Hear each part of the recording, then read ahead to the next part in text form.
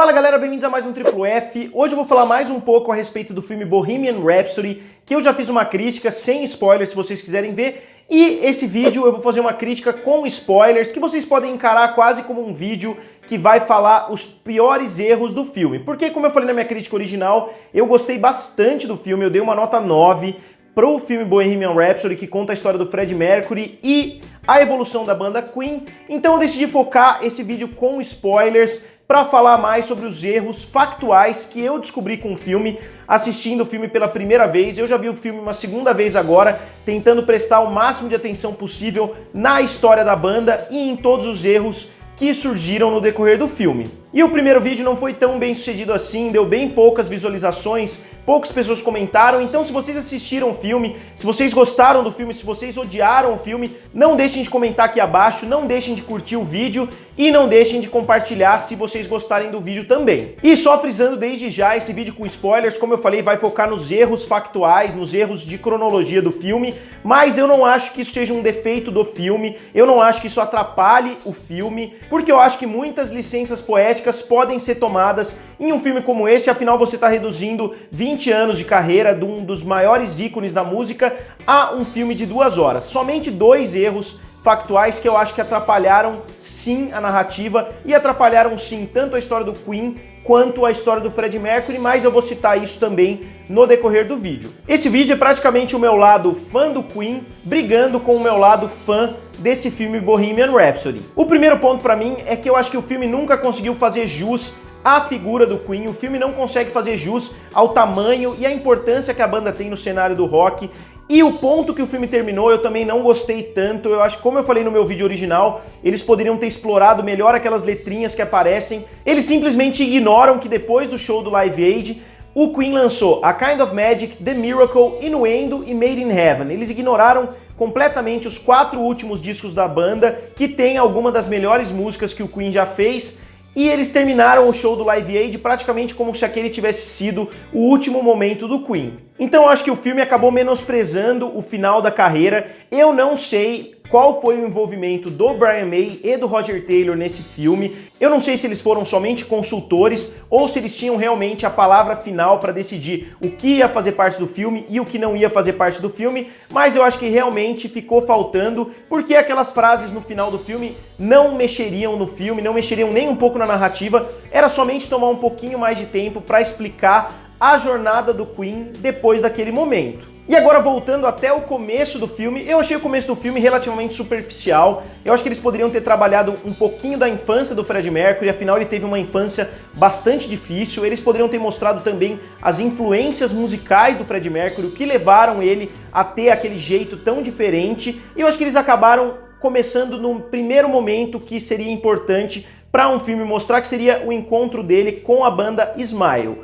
E falando da banda Smile, vale frisar também que o Freddie Mercury era amigo pessoal do vocalista da banda e através do vocalista Tim Staffell que ele conheceu o Brian May e o Roger Taylor. Então, na verdade, o filme inverte completamente. Eles se conhecem numa noite ali aleatória, quando o Tim Staffell tinha acabado de sair. E como eu falei, eu entendo plenamente essa decisão, porque demoraria muito para apresentar a amizade entre os dois. Eles acabaram resumindo e eu tô trazendo para vocês qual foi a versão real. E mais ou menos a mesma coisa acontece com a Mary. A Mary tinha uma espécie de relacionamento com o Brian May antes de conhecer o Freddie Mercury. Foi o Brian May que apresentou os dois e o Freddie Mercury inclusive pediu permissão pro Brian May para chamar ela para sair, e a gente não sabe exatamente qual era a natureza entre os dois, mas novamente o filme dá um salto, o que não faz tanta diferença assim, e eu acho que foi um resumo bem aceitável do que aconteceu. Agora, avançando um pouquinho na linha do tempo, é aqui que a maioria dos meus problemas com as escolhas do filme surgem.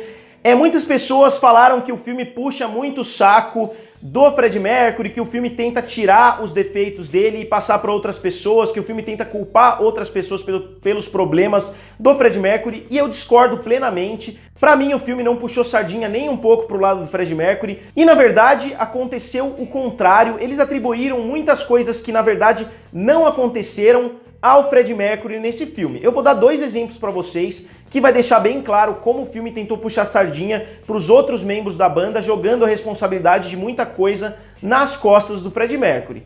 Vocês vão se lembrar que no filme tem um momento de quebra da banda, tem um momento que a banda se separa, que cada um vai pro seu canto, E o Freddie Mercury é o primeiro a tomar a decisão de sair da banda. O Freddie Mercury decide seguir uma carreira solo para fazer o disco Mr. Bad Guy para a CBS.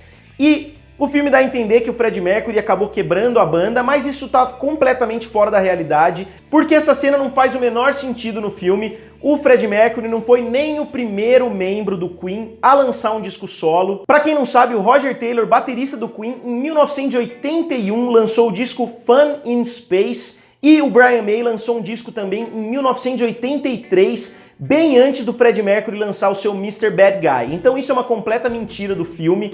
E o Mr. Bad Guy, na verdade, foi trabalhado entre 1983 e 1985. E quem assistiu o filme vai saber que eles dão bastante a entender que no período que ele estava gravando Mr. Bad Guy, o Freddie Mercury se desvinculou completamente da banda. Ele ficou esses 2 anos somente trabalhando no disco, sem nem atender ligações dos outros membros, e isso também não é verdade. Na verdade, enquanto ele estava gravando Mr. Bad Guy, ele gravou também um disco com o Queen. Ele gravou o disco The Works, que é um disco bem aceito, que muitas pessoas viram como um retorno à forma antiga do Queen. Então essa parte do filme é completamente mentira. Então todo esse momento dramático do Freddie Mercury se desvinculando do Queen, do Freddie Mercury falando que os membros não ajudavam ele na carreira, que ele não precisava dos outros membros do Queen para fazer sucesso, isso tudo foi fabricado pelo filme e eu acho que acaba jogando responsabilidade não merecida nas costas do Freddie Mercury. E outro erro do filme, que também foi feito somente para efeito dramático, foi que quando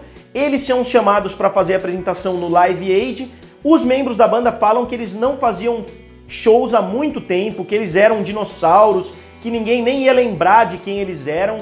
E isso também é completamente irreal. Na verdade, eles estavam numa turnê do álbum The Works. Eles estavam fazendo shows normalmente até um mês antes da apresentação do Live Aid. Então, novamente, todo esse drama envolvendo a apresentação do Live Aid, que o Freddie Mercury estava sem voz, que o Freddie Mercury não estava sabendo cantar, que ele tinha acabado de recuperar a banda. Isso também é tudo fabricado pelo filme. E pra mim o pior erro do filme, que eu vi muitas pessoas defendendo esse erro, muitas pessoas que conhecem de forma superficial a história do Freddie Mercury e a história do Queen, mas eu devo discordar. O maior erro do filme, o maior pecado que o filme cometeu foi mostrar o Freddie Mercury descobrindo que tinha AIDS, o Freddie Mercury sendo diagnosticado em 1985, antes do show do Live Aid. E por que é um pecado tão grande? Porque, na verdade, ele só foi diagnosticado com AIDS em 1987, anos depois da apresentação do Live Aid, e inclusive depois do lançamento do disco A Kind of Magic. E por que esse é o maior pecado do filme, na minha opinião? Primeiro, porque eles acabaram mostrando que a hora da virada do Freddie Mercury foi porque ele descobriu que estava com AIDS. Sendo que isso não aconteceu. No filme a gente vê que ele estava vivendo aquela vida louca dele, que ele não ligava mais para os membros da banda, que ele não ligava nem para Mary mais direito, até que ele descobriu que tinha AIDS e decidiu voltar para a banda e decidiu se redimir por causa daquilo. E eu acho que isso coloca no Freddie Mercury uma motivação que não existiu e mostra ele como uma pessoa um pouquinho pior do que ele era na realidade, porque do jeito que eles mostram no filme, é como se ele tivesse falado: puta merda, peguei essa doença, bom, vou voltar para as pessoas que vão cuidar de mim pro resto da vida. Obviamente já existia o medo de pegar AIDS naquela época, porque já existia a doença já estava altamente difundida, mas o Freddie Mercury ainda não tinha AIDS. E por que eles incluíram esse erro tão grosseiro no filme? Porque os roteiristas, os criadores do filme queriam claramente que o filme terminasse na apresentação do Live Aid. Então, para isso, eles tiveram que adaptar todo o restante do filme para se enquadrar nessa narrativa. E eu acho que eles poderiam ter feito isso de forma mais criativa, eles poderiam ter colocado o show de forma atemporal, eles poderiam ter começado com o show da mesma forma que eles fizeram, mas não necessariamente o Live Aid teria que ser o final do filme. Eles poderiam ter mostrado o Freddie Mercury descobrindo que tinha AIDS depois da apresentação e mesmo assim terminar com a apresentação, talvez com o Freddie Mercury lembrando o maior show de todos os tempos. E eu acho que quem tá falando que não, que isso foi só uma escolha poética, não entendeu todas as ramificações que essa pequena mudança de incluir ele descobrindo que tinha AIDS antes, tudo que isso ocasionou. E outro relacionamento que essa decisão modifica completamente é do relacionamento entre o Freddie Mercury e o Jim Hutton.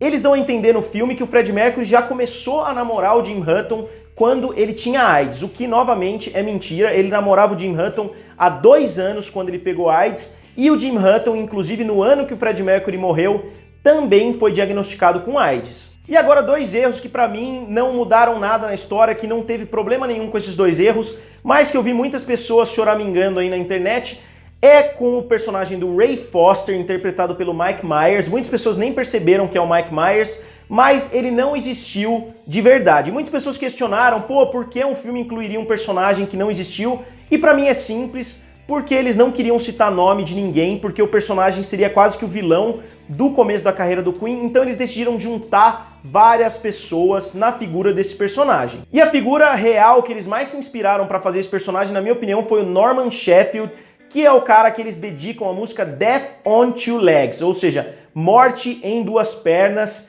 e é uma música que eles destroem esse cara, o que mostra que o Freddie Mercury, quando estava nervoso, era imbatível. Essa música é incrível, quem não assistiu, eu vou colocar o link aqui abaixo para vocês assistirem tudo que o Freddie Mercury fala nessa música Death on Two Legs, que é realmente incrível, e ele tá na verdade xingando o ex-agente que eles falam que roubou bastante dinheiro do Queen. E mais uma coisa que eu vi muita gente reclamando foi sobre a influência do Paul Prenter no Freddie Mercury. Muitas pessoas falando, ah, mas o filme passou toda a responsabilidade do uso de drogas, da sexualidade, passou muita coisa pra figura do Paul Prenter, e muitas pessoas reclamaram disso, que o filme estaria distanciando o Freddie Mercury dos problemas que ele criou para a vida dele. E eu discordo plenamente. Muitos membros do Queen, muitas pessoas que conviviam com eles na época falaram que realmente o Paul Prenter era uma péssima influência, e muitas coisas que eles atribuem ao Freddie Mercury no Queen, na verdade, nem existiram. Então quem fala que, na verdade, eles estão jogando responsabilidade no Paul Prenter é completamente ao contrário, o filme está jogando responsabilidade no Freddie Mercury. Quanto à sexualidade do Freddie Mercury, eu vi algumas pessoas reclamando também que o filme não aborda durante tempo suficiente a sexualidade, mas eu discordo novamente, porque muitas pessoas já falaram, inclusive o Freddie Mercury citou várias vezes que ele não gostava da mídia, ele não gostava de demonstrar a vida pessoal dele para os outros, então eu concordo plenamente. O filme não escondeu o fato dele ser bissexual, mas também não foi o foco do filme, que eu concordo plenamente. O filme, na verdade, deixou muita coisa da banda de lado, deixou muita coisa do Freddie Mercury, muitos acontecimentos na vida dele de lado, que eu acho que teria sido um exagero incluir várias e várias cenas a respeito da sexualidade dele, não porque isso não seja um ponto importante, mas porque eu acho que não tem relevância em ficar batendo várias vezes na mesma tecla no decorrer do filme. E um ponto que eu percebi enquanto eu estava assistindo o filme foi o fato dele estar usando um bigode enquanto a banda criava a música We Will Rock You. Na verdade, esse bigode não existia nessa época ainda, mas eu não considero isso nenhum erro, porque o filme tem 2 horas e 20 e explora a carreira toda do Freddie Mercury. Porém, ele só começou a usar o bigode na década de 80,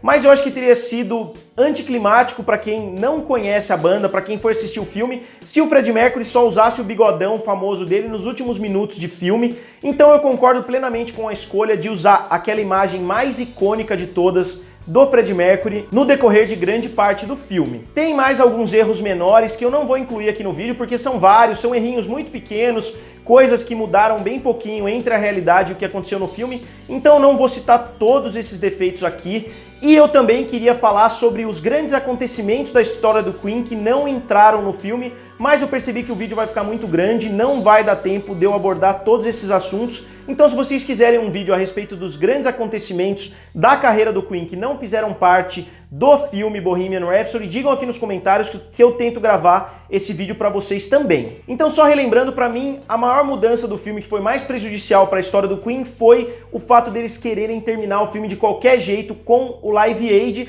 e a narrativa completamente linear do filme não permitir que o filme terminasse com Live Aid, mas mesmo assim contasse a história de uma forma correta. E eu tô completamente satisfeito com o filme Bohemian Rhapsody, essas mudanças não me incomodaram nem um pouco, na verdade está trazendo muitos olhos para minha banda favorita de todos os tempos, muitas pessoas que não conhecem Queen estão elogiando a banda, estão falando a respeito, estão fazendo vídeos no YouTube e etc, então eu considero isso uma coisa excelente, e eu espero que talvez algum dia outro filme seja feito a respeito dos últimos anos da carreira do Queen. Eles poderiam inclusive manter o Rami Malek, seria um filme mais dramático, provavelmente eles teriam que dar uma economizada no orçamento, mas eu acho que é muito válido, a história do Queen nos últimos anos é incrível, e eu acho que daria um filme inclusive superior do que o filme que a gente viu porque seria um filme muito mais dramático, seria um filme muito mais emocionante. Logicamente não seria um filme tão lucrativo, não seria um filme tão divertido, mas eu acho que ele deveria sim ser feito. Então galera, vocês já assistiram o filme do Queen, Bohemian Rhapsody? O que vocês acharam? Digam aqui nos comentários, curtam o vídeo e não deixem de se inscrever no canal. Valeu e nos vemos em breve!